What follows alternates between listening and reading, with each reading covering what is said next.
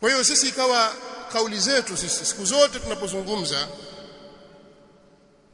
ni kuwafundisha watu njia za kudai haki. Je, tutadai haki bila ya kuzingatia misingi sahihi?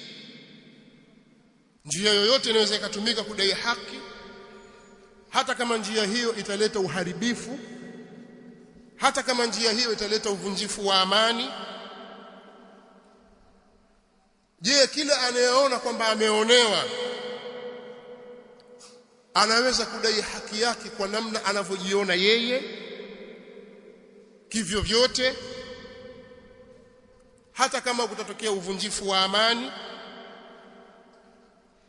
Je, ni haki ya nani ndiyo ambayo hiyo yatakiwa idaiwe kwa mabavu na uvunjifu wa amani, na haki ya nani yatakiwa idaiwe polepole taratibu bila uvunjifu wa amani?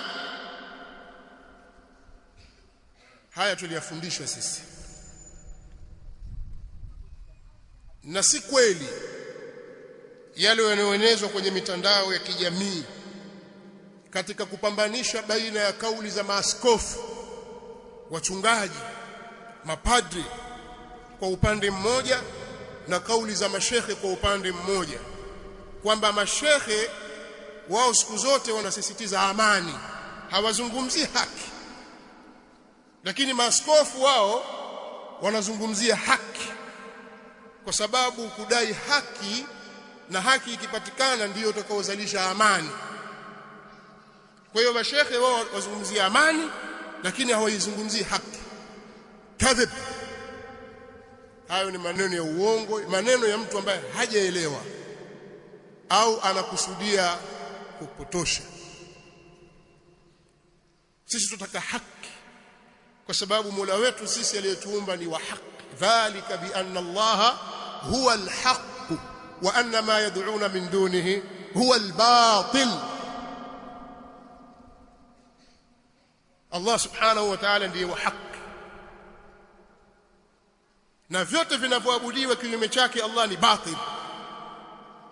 Dini ya Uislamu ndiyo dini ya haki, na Mtume Muhammad sallallahu alaihi wasallam ni mtume wa haki, na sisi Waislamu tumeamrishwa kutendeana haki na kushikamana na haki. Isome sura fupi tu, suratul Asr. Allah subhanahu wa ta'ala atangaza wazi kwamba wanadamu wote watakuwa katika hasara ila wale walioamini na wakatenda amali njema wakahusiana kushikamana na haki, watawasau bil haq. Kwa sisi haki ni kitu kikubwa sana kwetu, lakini jambo la msingi, haki unaidai vipi? Hapo ndio kwenye matatizo. Wale wanaoitwa kwamba ni wasomi, wana PhD ngapi sijui huko, wana degree ngapi, wameshindwa kulielewa hili kwa sababu hawana muongozo katika dini yao ya kuongoza kwenye hili. Darasa lao na shule zao hazikuwaongoza katika hili. Lakini sisi tunao muongozo kutoka kwa Mtume Muhammad sallallahu alaihi wasallam. Bali dunia nzima inajua kwamba zipo njia za kudai haki. Kweli wewe umeibiwa, umeharibiwa mali yako, basi kwa sababu tu umeonewa katika hilo ndio uvunje amani? Au kumewekwa mahali pa kudai haki? Katika mambo ya kilimwengu ya kawaida tu wao wanajua. Wewe waweza kumpiga huyu mara moja ukamchapa vibao, ukampiga ngumi, lakini unaona kwamba hapana, kweli ameninyima haki yangu, lakini ziko njia za kudai haki. Na hizo ndizo ambazo sisi tunahimiza zifuatwe. Nasallallahu lana wa lakum al-afiyata wassalam.